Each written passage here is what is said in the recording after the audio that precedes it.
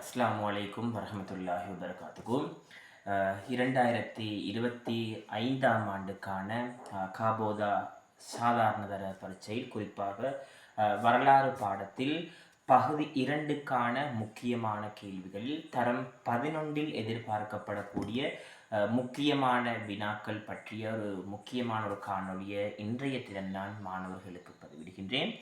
அன்பார்ந்த மாணவர்களே, தரம் 11இல் முக்கியமாக இந்த வருடம் எதிர்பார்க்கை முக்கியமான வினாக்களில் ஒன்றாக நாங்கள் நினைக்கின்றோம். இன்ஷா அல்லாஹ் கட்டாயமாக இந்த யாப்புக்கள் என்ற பாடத்தில் குறிப்பாக கேள்விகள் இந்த முறை எதிர்பார்க்கப்படலாம் என்று நாங்கள் எதிர்பார்க்கின்றோம்.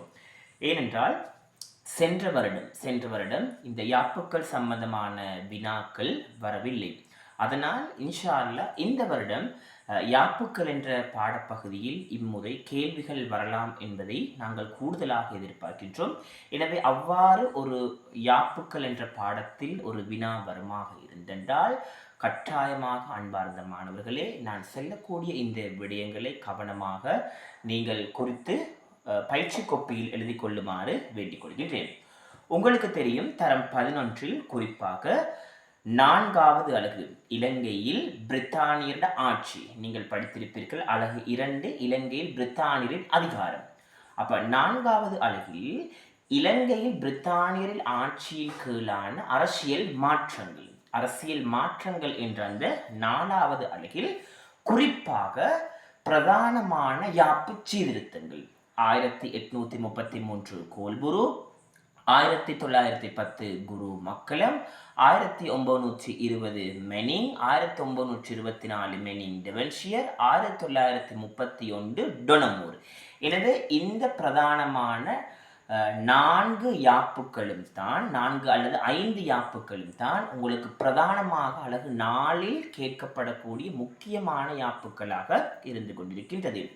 அதே போன்று அலகு 6ஐ எடுத்துக்கொண்டால் இலங்கை சுதந்திரம் அடைதல் என்ற அந்த பாட அலகில் 1947 ஷோல்பரி அரசியலமைப்பு, 1972ஆம் ஆண்டு முதலாம் குடியரசு அமைப்பு, 1978 இரண்டாம் குடியரசியல் அமைப்பு போன்ற பிரதானமான 8 யாப்புகள் உங்கள் பாடப்பகுதிகளில் மிகவும் சுருக்கமாகவும் விரிவாகவும் போடப்பட்டிருப்பதை நீங்கள் பார்க்கலாம். அந்த அடிப்படையில் யாப்புக்கள் என்ற பகுதியில் ஒரு வினாக்கள் வருமாக இருந்தனால் நாம் எதிர்பார்க்கக்கூடிய அந்த அலகு 4இல் உள்ள முக்கியமான வினாக்களை உங்களுக்கு தரலாம் என்று நாங்கள் எதிர்பார்க்கின்றோம். அந்த அடிப்படையில் அன்பார்ந்த மாணவர்களே, பிரித்தானியரின் கீழான இலங்கையின் அரசியல் மாற்றங்கள், நான் ஒரு சுருக்கமாக ஒரு கதை வடிவத்தில் இந்த பாடத்தை மாணவர்களுக்கு விளங்கப்படுத்தலாம் என்று நினைக்கின்றேன். உங்களுக்கு தெரியும், இலங்கையை 3 நாட்டவர்கள் கைப்பற்றியிருந்தார்கள் என்பதை நீங்கள் போன வகுப்புகளில் நீங்கள் படித்திருப்பீர்கள். போர்த்துகேயர், ஒல்லாந்தர், பிரித்தானியர்.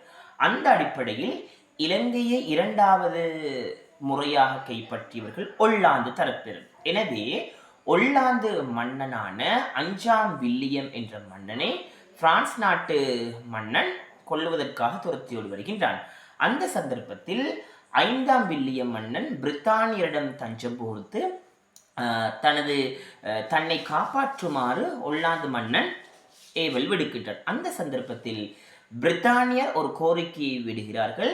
நான் உன்னை காப்பாற்றுவேன், நீ எனக்கு உன்னிடம் இருக்கக்கூடிய இலங்கையை நீ தரமாக இருந்தென்றால் நான் உன்னை காப்பாற்றுவேன் என்பது அடிப்படையில் கியூ மாளிகையில் கீழ்கொடை எழுதப்பட்ட கடிதம் என்று நீங்கள் பலவாறாக நீங்கள் படித்திருப்பீர்கள். எது எவ்வாறாயினாயினும் 1796ஆம் ஆண்டு இலங்கையின் கரையோர பிரதேசங்கள் பிரித்தானியரால் கைப்பற்றப்பட்டிருப்பதை நீங்கள் அலகு 2இல் படித்திருப்பீர்கள். எனவேதான் முற்றுமுழுதாக 1815ஆம் ஆண்டு கண்டிராட்சியம் கைப்பற்றப்பட்டதன் பின்னர் இலங்கை முற்றுமுழுதாக பிரித்தானியர் கைவசமாகுது. அந்த அடிப்படையில் இலங்கையில் வருமானத்தை விட செலவு அதிகம். அந்த செலவை குறைப்பதற்காக பிரித்தானியாவிலிருந்து இலங்கைக்கு கோல்புரு கெமரன் என்ற இருவர் இலங்கைக்கு வருகை தருகிறார்கள். எனவேதான் அலகு 4இல் கேட்கப்படுகின்ற முதலாவது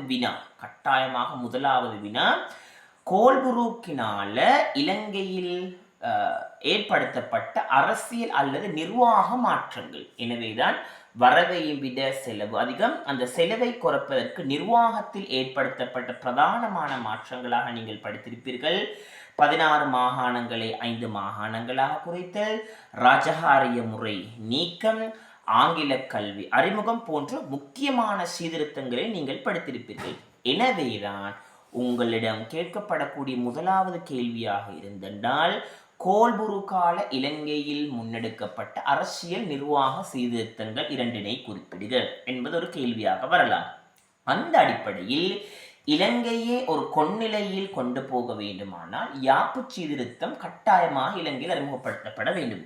அந்த வகையில் பிரித்தானியரால் இலங்கையில் உருவாக்கப்பட்ட யாப்பு சீர்திருத்தங்களை குறிப்பிடுக என்ற ஒரு கேள்வி வருமாக இருந்தால், கோல்புரு, குருமக்கலம், மெனிங் டெவன்ஷியர், டொனமூர், ஷோல்பரி இந்த பிரதானமான 6 யாப்புக்களையும் யாப்பு சீர்திருத்தங்களையும் நீங்கள் கவனமாக நீங்கள் எதிர்கொள்ள வேண்டும். அன்பார்ந்த மாணவர்களே, உங்களிடம் ஒரு கேள்வி தொடுக்கப்படுமாக இருந்தென்றால், மேலே குறிப்பிடப்பட்ட இந்த யாப்புக்களின் பிரதானமான பண்புகளை வைத்துத்தான் உங்களிடம் நிறைய கேள்விகள் எதிர்பார்க்கப்படலாம். உதாரணமாக நாங்கள் எதிர்பார்க்கின்றோம், குரு மக்களம் யாப்பு சீர்திருத்தத்தின் பிரதானமான பண்புகள் 2 குறிப்பிடுக. அப்படியான அந்த கேள்விக்கு நீங்கள் என்ன எழுத வேண்டும்?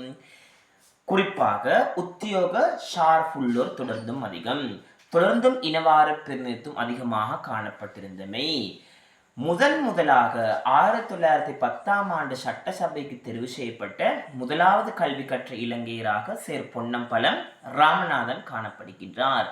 முதலாக வரையறுக்கப்பட்ட வாக்குரிமை என்பது அறிமுகப்படுத்தப்பட்டது குருமக்கலம் யாப்பு சீர்திருத்தத்தில். எனவேதான் நீங்கள் இப்போது கவனமாக ஒரு விடயத்தை நீங்கள் பார்க்க வேண்டும். குறிப்பாக குருமக்கலம், மெனிங், டொனமூர், ஷோல்பரி இந்த 4 யாப்புக்களையும் காணப்படக்கூடிய பண்புகளை நீங்கள் ஒரு தாளில் வடிவாக எழுதி நீங்கள் மனனமிட்டு கொண்டால், இந்த 4 யாப்புக்களின் பிரதானமான பண்புகள் உங்களிடம் கேள்விகள் கேட்க வரும்போது எமக்கு இலகுவாக 6 அல்லது 5 புள்ளிகளை எமக்கு இலகுவாக பெறுவதற்கு சந்தர்ப்பம் வழங்குகின்றது.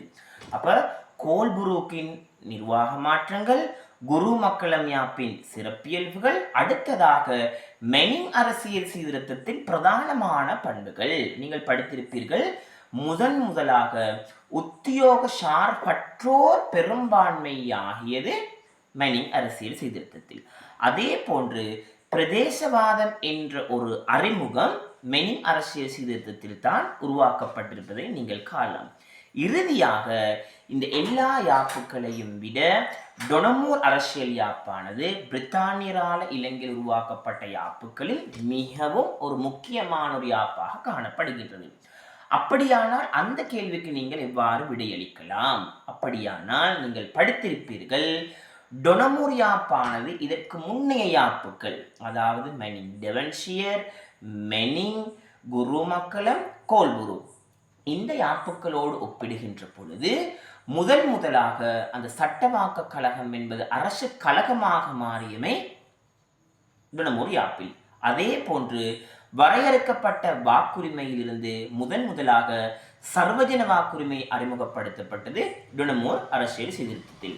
அதே மாதிரி நிர்வாக குழு அல்லது நிறைவேற்று குழு முறைமை என்பதன் ஊடாக பொறுப்புகள் பகிர்ந்தளிக்கப்பட்டது டொனமூர் அரசியல் சீர்திருத்தம். எனவேதான் கட்டாயமாக அன்பார்ந்த மாணவர்களே, குருமக்கலம், மெனிங், டொனமூர், ஷோல்பரி யாப்புக்கள் பிரதானமான பண்புகளை நீங்கள் கவனமாக எடுத்து குறித்து கொள்ளுங்கள். இறுதியாக நான் ஷோல்பரி அரசியல் யாப்பிட முக்கியமான பண்புகளை நான் குறிப்பிட்டு இந்த வீடியோவை நான் முடித்துக் கொள்ளலாம் என்று நினைக்கின்றேன். அப்ப ஷோல்பரி அரசியல் யாப்பின் பிரதானமான பண்புகள் என்றால் ஆளுநர் நாயகம், பிரதமர் தலைமையிலான அமைச்சரவை, அதே போன்று நீதிமன்ற செயற்பாடுகள். எனவேதான் இந்த யாப்புக்கள பண்புகளை நீங்கள் ஒவ்வொன்றாக நீங்கள் எழுதி கொள்கின்ற பொழுது, வினாக்கள் கேட்கின்ற பொழுது உங்களால் இலகுவாக விடைகளை எழுத முடியுமாக இருக்கும். எனவேதான் சில சமயங்களில் ABCD என்ற அமைப்பில் கேள்விகள் கேட்கப்படுகின்ற பொழுது இந்த பண்புகள் எந்த யாப்புக்களோடு தொடர்படுகின்றது, உதாரணமாக வரையறுக்கப்பட்ட வாக்குரிமை. அப்போ 1910 குரு மக்களம் யாப்பு சீர்திருத்தம், சர்வஜன வாக்குரிமை, டொனமூர் அரசியல் சீர்திருத்தம், ஆளுநர் நாயகம் ஷோல்பரி அரசியல் சீர்திருத்தம். எனவேதான் இந்த பண்புகளை தந்து இந்த பண்புகள் எந்த யாப்புக்களோடு தொடர்படுகின்றது என்பதை கேட்டால் நீங்கள் இலகுவாக விடை எழுதலாம். எனவேதான் சுருக்கமாக சொல்ல போனால் இந்த யாப்புக்கள் என்ற பாடத்தில் இந்த யாப்புக்கள பிரதானமான பண்புகளை நீங்கள் கவனமாக நீங்கள் பார்த்து முடியுங்கள். இன்ஷா அல்லாஹ் அடுத்த காணொளியில் 1972 மற்றும் 78ஆம் ஆண்டு அரசியல் சீர்திருத்தத்துடைய பண்புகளை மிகவும் விரிவாகவும் சுருக்கமாகவும் உங்களோட பகிர்ந்து கொள்ள விரும்புகின்றேன். அஸ்ஸலாமு அலைக்கும் வரஹ்மத்துல்லாஹி வபரகாத்துஹு. வணக்கம்.